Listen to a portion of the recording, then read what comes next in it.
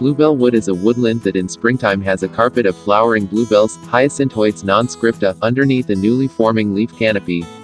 The thicker the summer canopy, the more the competitive ground cover is suppressed, encouraging a dense carpet of bluebells, whose leaves mature and die down by early summer. Other common woodland plants which accompany bluebells include the yellow rattle and the wood anemone. Bluebell woods are found in all parts of Great Britain and Ireland, as well as elsewhere in Europe. Bluebells are a common indicator species for ancient woodlands, so bluebell woods are likely to date back to at least 1600. In April and May every year, Britain's woodlands sing the blues. The ground below the island's oldest trees is transformed by a carpet of bluebells, small, dappled shade-seeking hyacinths that are a special symbol of brightishness. For the rest of the year, the British bluebell lives underground as a bulb forgotten. But when the flowers appear in late April, they appear in the billions. Extraordinarily, there are so many bluebells in the UK that they account for nearly 50% of the world's population of the flower. However, we forget about them for most of the year. You won't see them in bouquets or be able to buy them in garden centers or flower markets. You need to go down to the woods. If you come across a carpet of bluebells under the trees, you know that you are in a plot of ancient woodland, one that has lived undisturbed for hundreds of years. Because of this, bluebells are known as indicator plants.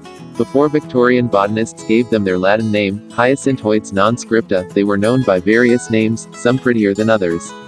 Granfer-Gregles, fairy bells, cuckoo flower and dog leek are some of the various names the flowers have had, and in Scotland they are called harebells. Historically, bluebell sap was used as a mild glue, perfect for the fiddly task of sticking feathers on arrows to make fletches. However, they're known for their beauty, rather than their utility. It's surprising to find out that, before the 19th century, the bluebell wasn't a popular flower. If anything, bluebell woods used to be seen as something a little unearthly, a little unsettling. Local legends associate the flower with solitude, regret and constancy. Some believed that if you picked bluebells, you'd be led astray by fairies.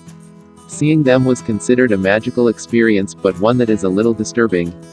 Gerard Manley Hopkins, one of England's most beloved nature poets, writes about encountering bluebells near Stonyhurst College in Lancashire. To him they look like the heads of snakes. This might sound threatening, but it's the British bluebell itself that's under threat. British bluebells are protected in the UK. So important and beloved are these flowers that it's actually a criminal offence to remove bluebell bulbs from their woods.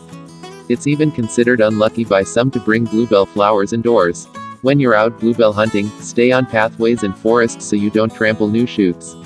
If you're a gardener, don't plant Spanish bluebells or hybrid species in your garden, and pull up the bulbs if you find them. You can also protect British bluebells by supporting the Woodland Trust, which holds a big bluebell watch every year.